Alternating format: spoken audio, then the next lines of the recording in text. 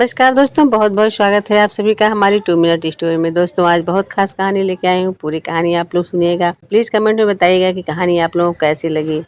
आज की कहानी है एक मेढक ने कैसे बर्बाद किया अपने पूरे कुनबे को। उसी पे आधारित ये कहानी है।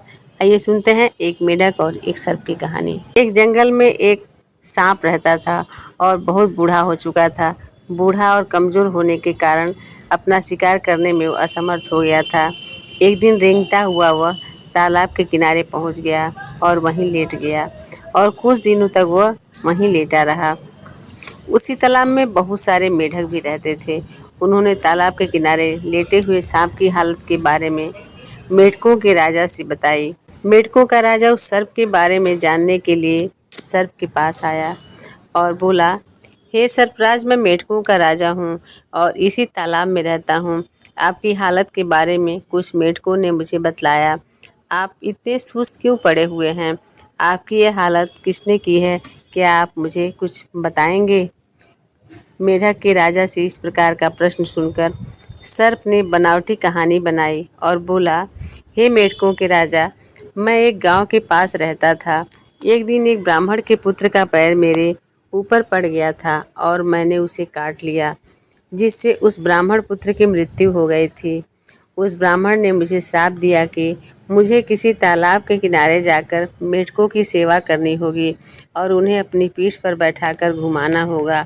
सर्प के मुंह से इस प्रकार की बातें सुनकर मेढकों का राजा बहुत खुश हुआ। उसने सोचा कि अगर इस सर्प से मेरी दोस्ती हो जाती है और मैं इस सर्प की पीठ पर बैठकर सवारी करूंगा तो दल का कोई भी दूसरा शक्तिशाली मेढक मेरे खिलाफ विद्रोह नहीं कर पाएगा। मेढक को सोचता हुआ देख सर्प बोला, भद्र, मैं सोच रहा था कि मुझे उस ब्राह्मण का श्राप भोगना पड़ेगा तो किसी और मेढक को अपनी पीठ पर बैठाकर घुमाने से अच्छा है मैं मेढकों के राजा को ही अपनी पीठ पर बिठलाऊं। अगर आप चाहें तो मेरी पीठ पर बैठकर देख सकते हैं। मेढकों के राजा ने सांप की बात पर विश्वास कर लिया और झिझकते हुए सांप की पीठ पर बैठ गया।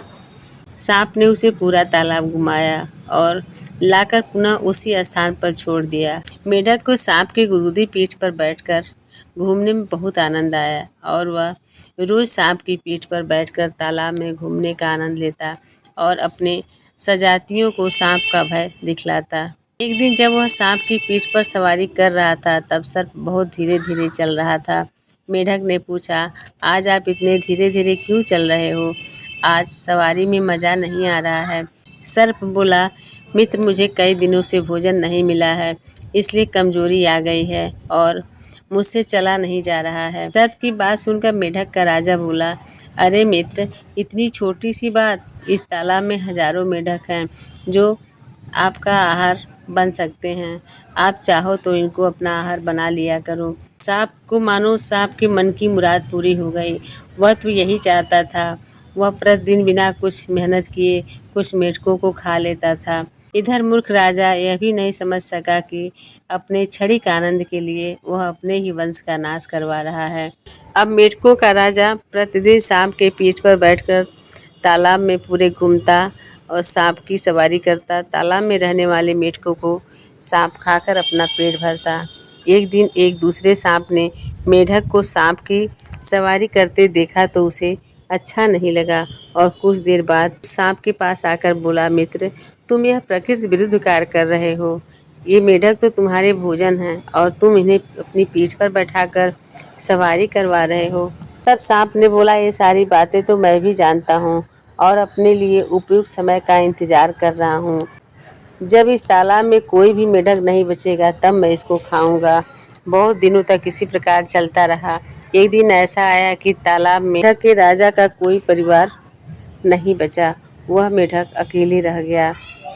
सांप को भूख लगी और वो बोला, अब इस तालाब में कोई मेढक नहीं बचा है और मुझे बहुत भूख लगी है। तब मेढकों का राजा बोला, इसमें मैं क्या कर सकता हूँ? इस तालाब में मेरे सगे संबंधियों को छोड़ तुम सारे मेढकों को खा चुके हो। अब तुम अपने भोजन की व्यवस्था खुद करो। मेढक की बात सुनकर सांप बोला, ठीक है, मुझे तो बहुत भूख लग रही है, मैं तुम्हारे परिवार को छोड़ देता हूँ, पर मुझे अपनी भूख मिटाने के लिए तुम्हें खाना पड़ेगा। तब सांप की बात सुनकर मेढकों का राजा के पैरों तले ज़मीन खिसक गई और उसने अपनी जान बचाने के लिए अपने सगे संबंधियों तक को खाने की अनुमति दे दी। देखते ही देखते सांप ने मेढक के राजा के सभी रिश्तेदारों और परिवारों को खा लिया। अब तालाब में मेढकों में सिर्फ यही राजा बचा था। सांप मेढक से बोला, अब इस तालाब में तुम्हें छोड़कर कोई मेढक नहीं बचा है और मुझे बहुत भूख लगी है। अब तुम ही बताओ कि मैं क्या करूं? तब सांप की बात सुनकर मेढक का राजा डर गया और बोला, मित्र, तुम्हारी मित्रता में मैंने अपने वंश और परिवार के लोगों को खो दिया है। अब तुम कहीं और जाकर अपना भोजन देख लो। मेढकों के राजा की यह बात सुनकर सांप बोला, मित्र, तुम्हारा कहना मैं मान लूँगा। तुमने अपने स्वार्थ के कारण अपने जन्मजात दुश्मन को अपना मित्र बनाया और अपने सगे संबंधियों को मेरा भोजन बनवाया, पर अब तुम अकेले इस दुनिया में रहकर क्या करोगे? इतना बोलकर सांप ने मेढकों के राजा को भी मारकर अपना आहार बना लिया। दोस्तों, इस कहानी से हमें क्या शिक्षा मिलती है? इस कहानी से हमें यही शिक्षा मिलती है कि अपने हित के लिए अपने परिवार, अपने देश और अपने लोगों का कभी भी गलत इस्तेमाल नहीं करवाना चाहिए, कुर्बानी नहीं देनी चाहिए। इन्हीं शब्दों के साथ आज की कहानी यहीं समाप्त करती हूँ। फिर मिलती हूँ अगले वीडियो में। तब तक के लिए आप सभी मित्रों को प्यार भरा नमस्कार।